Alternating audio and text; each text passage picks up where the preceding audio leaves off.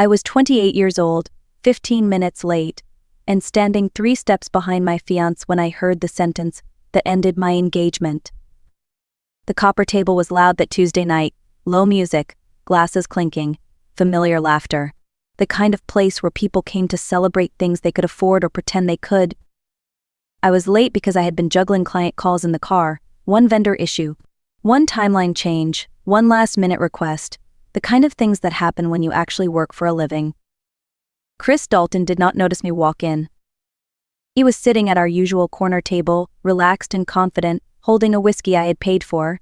Around him were the same friends we always met: Brian, Evan, Lily, Nina, the people who had shared dinners, trips and weekends that I had quietly covered for nearly 2 years. I stopped when I heard my name. I do not want to marry her anymore. She is just too pathetic for me. The word pathetic landed like cold water. I did not move. I did not breathe. I stood there watching my fiancé gesture casually with his glass as if he were discussing the weather. Brian laughed. Lily covered her mouth. No one corrected him. "Come on, man," Brian said. "You have been together 3 years. What changed?" "Nothing changed," Chris said. "I just realized I can do better." He took another sip. "Long term, I need someone with more ambition, someone with real professional success." The irony would have been funny if it had not been crushing. Because the woman they were mocking was the one paying the rent, the car, the credit cards, the dinners, the trips, the image Chris wore so comfortably. Lily finally noticed me, her face drained of color. She said nothing. Chris kept talking, about distance, compatibility, how he was slowly pulling away so I would end it myself. That was when I understood something with perfect clarity. To him, I was not a partner. I was a resource. I stepped forward. Chris turned around. And in that exact moment, when our eyes met, his confidence collapsed. I did not raise my voice. I did not cry. I reached up, twisted the engagement ring from my finger, and placed it on the table. The sound it made was small. Final. That was the moment everything broke. Before that night, I would have told you Chris Dalton was the safest choice I had ever made. We met in 2021 at a professional networking event downtown. One of those mixers filled with name tags, warm wine, and big conversations about future plans. Chris stood out immediately. He was confident without being loud, well-dressed, charming in an effortless way that made people lean in when he spoke. He told me he worked in consulting, marketing strategy, big picture thinking. He talked about growth, clients, expansion, about launching his own firm soon. He spoke like someone already halfway there. I was impressed, not because of the money but because of the certainty.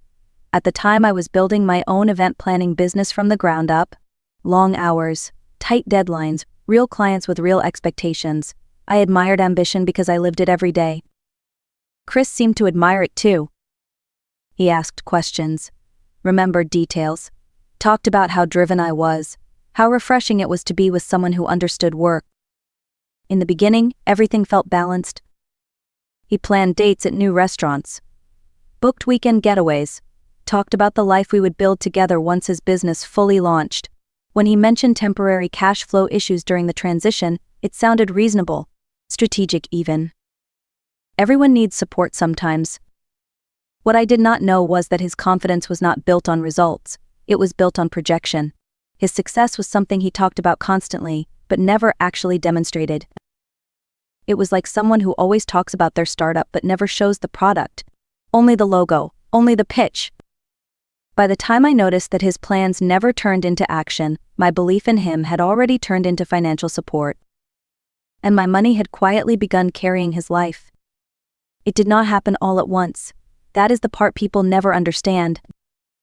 No one wakes up one day and decides to financially support another adult completely. It happens slowly, quietly, in small reasonable steps that never feel dangerous in the moment. At first it was dinner. Chris would reach for the check, hesitate, then smile and say he would get the next one when a payment cleared. I believed him. Next came weekend trips. I booked them because I was better at planning. He would pay me back later. Later never came. There was always a reason. A client delayed an invoice, a laptop crashed, his car needed repairs, always something urgent, always temporary, always just this once. I told myself this was what partners did. They carried each other during transitions. Then the apartment happened. Chris said we needed a downtown place, something impressive, somewhere that reflected where we were going, not where we were. He said appearances mattered in consulting, that clients needed to see success before they felt it. The lease went in my name because my credit was stronger. Then the car payments. His credit was not great yet, but it would improve. Then credit cards, just for expenses related to the business. Then a premium gym membership because that was where networking happened. Every step had logic, every step had a story. What I did not notice was that while my responsibilities increased, his did not. His job applications slowed, then stopped. His workdays became flexible. His meetings became lunches. His networking became golf. Meanwhile, I was working 60-hour weeks, managing real clients, delivering real results, growing a business that actually existed. And still, he talked about my career like it was a hobby. Event planning, he would say, you just throw parties. That sentence stayed with me. Because the truth was, my so-called hobby was paying for his entire life. I thought being supportive made me strong. I thought patience was love. I thought if I just carried us a little longer, he would catch up. But if someone keeps falling and you keep catching them, eventually they stop trying to stand. If every month has a new emergency, it is not bad luck.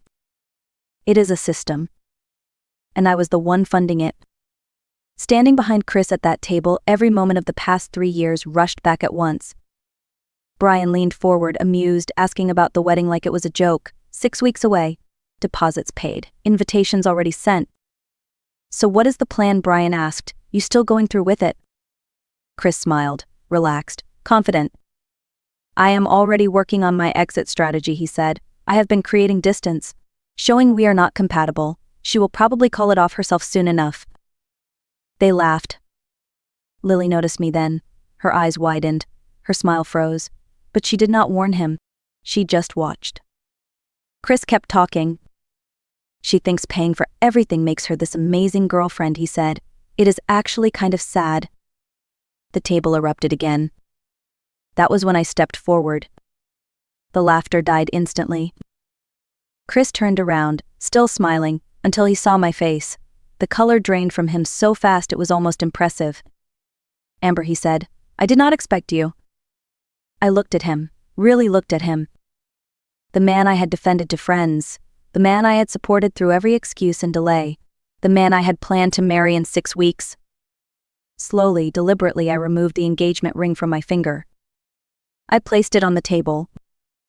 The sound it made was soft, but everyone heard it. Well, I said calmly, that saves me from wondering whether to return this or sell it to cover the wedding deposits you were never planning to honor. Chris opened his mouth, closed it, tried again. Amber, wait, that is not what I meant. You meant every word I said.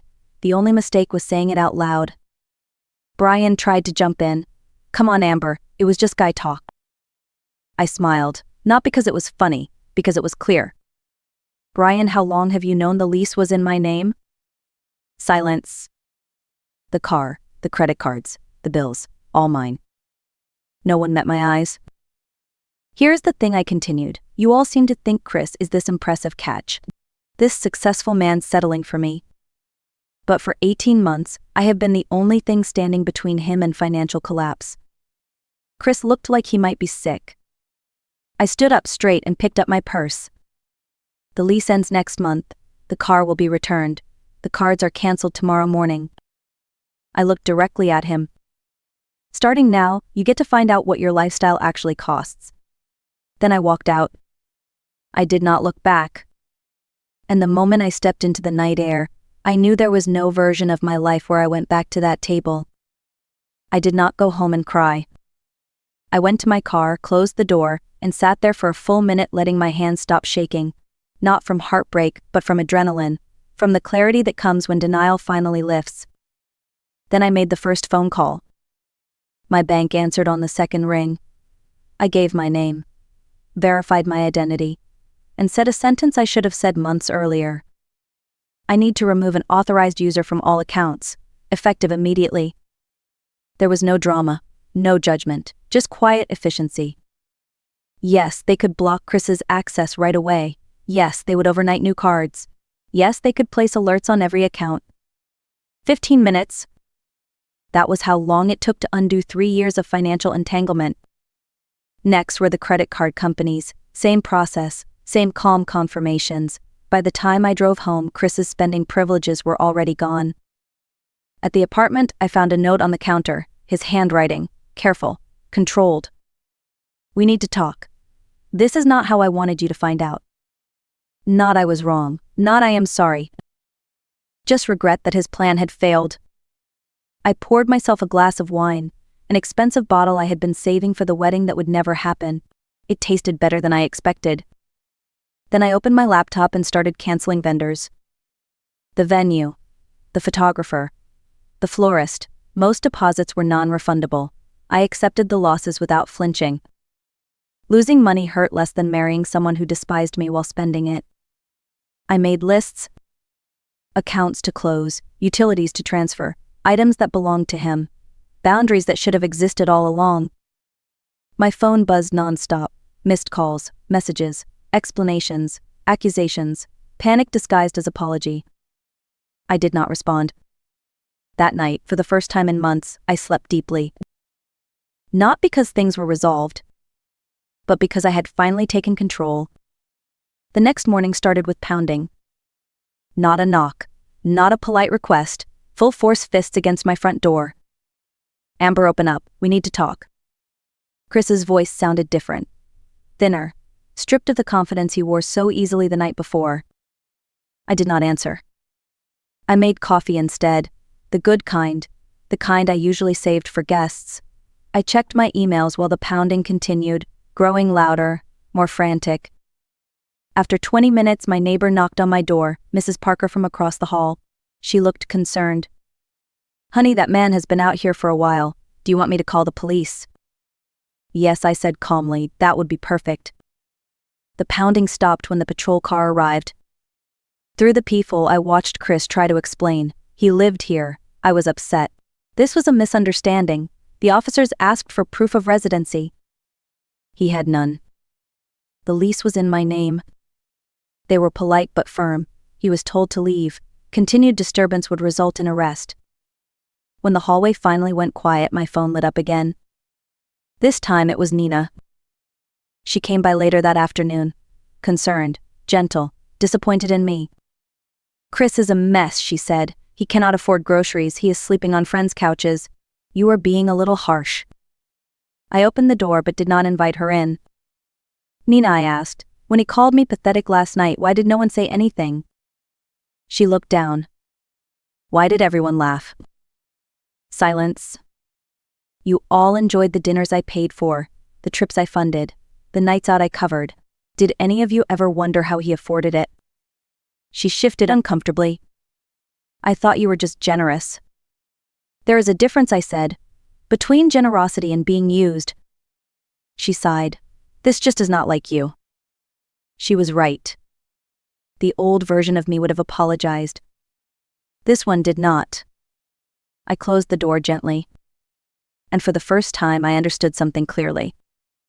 When you stop funding someone, you also stop funding the people who benefit from your silence. 2 days later, Chris tried a different approach. My phone buzzed at work. It was building security.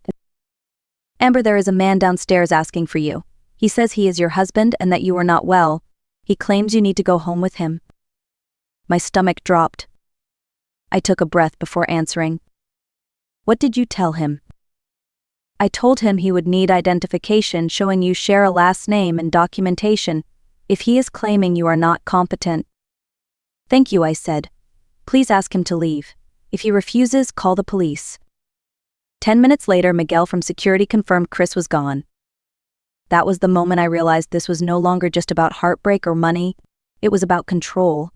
That afternoon, I called a lawyer. Andrea Walsh listened without interrupting as I explained everything. The lease, the accounts, the canceled cards, the visits, the lies. When I finished, she spoke calmly. Everything is in your name. You have every legal right to revoke access. Document every interaction. Save messages. If his behavior escalates, we can pursue a restraining order. Hearing it stated so plainly felt grounding. I also told my boss Denise what was happening, not for sympathy, for transparency. She leaned back in her chair after I finished. So for 3 years you were working full-time here and running his entire life on the side. I had never framed it that way, but she was right. Then, here is the good news, she said. You just got a lot of your time and energy back. And I think you are ready for the promotion we talked about. The promotion Chris said I did not need. The one he said would make me too busy. For the first time, I saw the pattern clearly. When I stopped carrying him, my life did not fall apart. It expanded. The silence that followed surprised me. No constant calls, no last-minute crises, no managing someone else's schedule on top of my own. At first, it felt strange, almost empty. Then it felt peaceful. I accepted the promotion Denise offered, senior coordinator, better clients, creative control.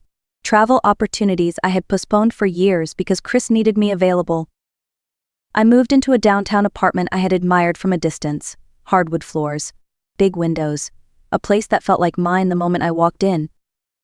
I discovered I actually enjoyed cooking when it was not about pleasing someone else's expensive tastes. Simple meals, quiet evenings, music playing just for me. I slept better, thought more clearly, laughed more easily. I took a trip with a close friend.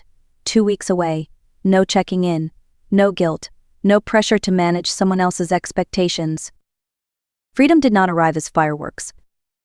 It arrived as quiet, as the absence of tension, as the relief of not being responsible for another adult's sense of worth.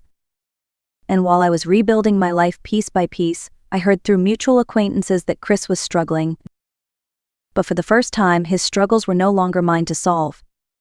Peace, I learned, often feels unfamiliar before it feels good. And once you recognize it, you stop confusing chaos with love. The calls started a week later. The first was from Linda Dalton, Chris's mother. Her voice was polite, controlled, carefully concerned. Amber, I hope you do not mind me calling. I am very worried about Chris. He says you have cut him off completely. I took a breath. We are no longer together, Linda. It would not be appropriate for me to support him. But you are engaged, she said. Planning a future. Surely you still care. I care about his well-being the way I would care about any person struggling. That does not make me responsible for his finances. There was a pause. He says you are being punitive. I almost laughed. Linda, I was not required to fund your adult son's lifestyle. I chose to for 3 years. I stopped when he told a room full of people I was too pathetic to marry. The line went quiet. Later that day, his sister Rachel called. She did not bother with politeness.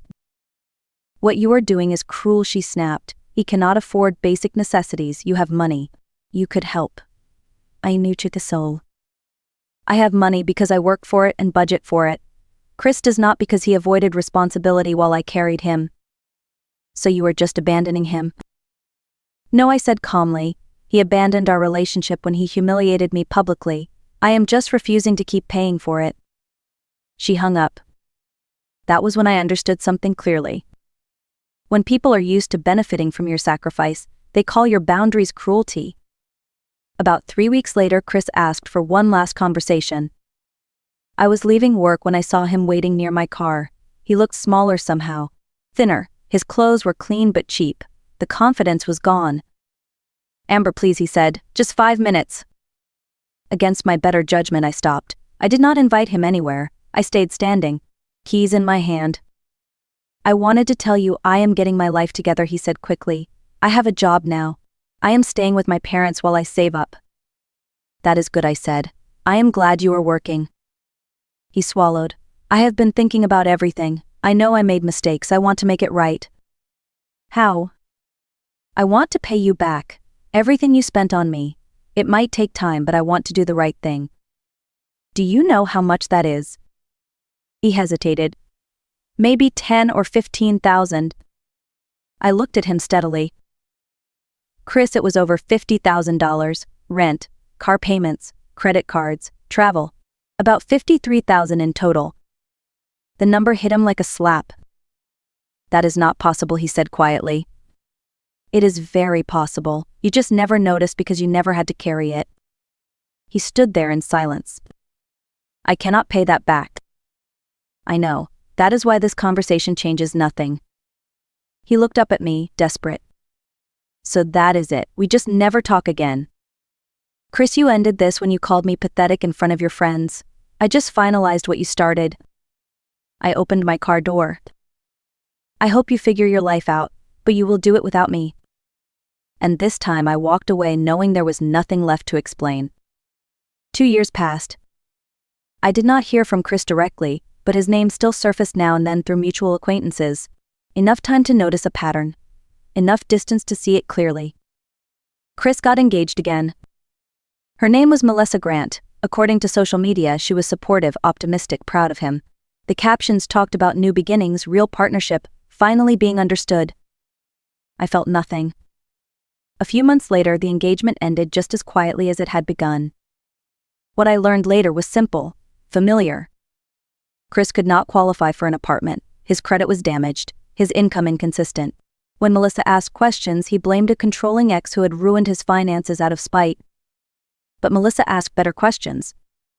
She talked to people, compared stories, looked at timelines, and realized she was funding the same lifestyle I once had. She cut him off. Completely.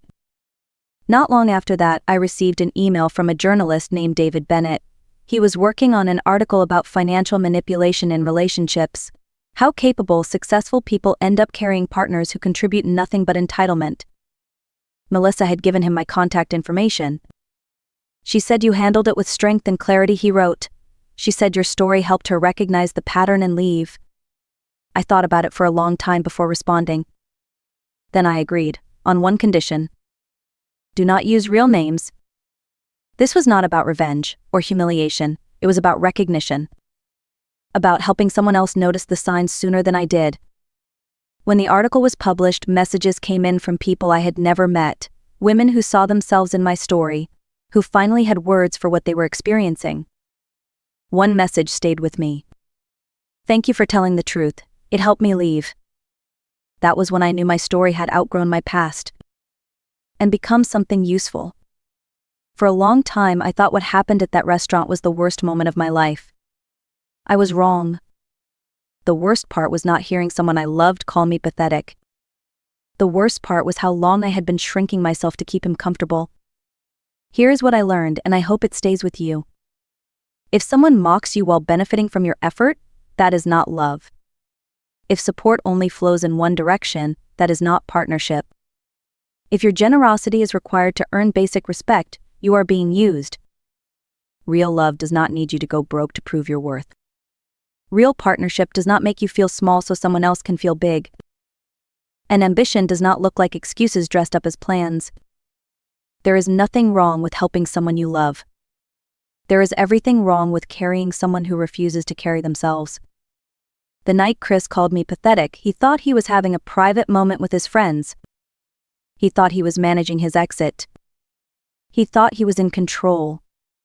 But that sentence ended everything. Not because it hurt me. Because it showed me the truth. He ended the relationship that night. I simply finalized it. If you are listening to this and something feels familiar, pay attention. Discomfort is information. Doubt is not weakness. And walking away is not failure. Sometimes the strongest thing you can do is stop explaining, stop funding, and stop staying. If this story resonated with you, tell me where you are watching from. Share your turning point in the comments.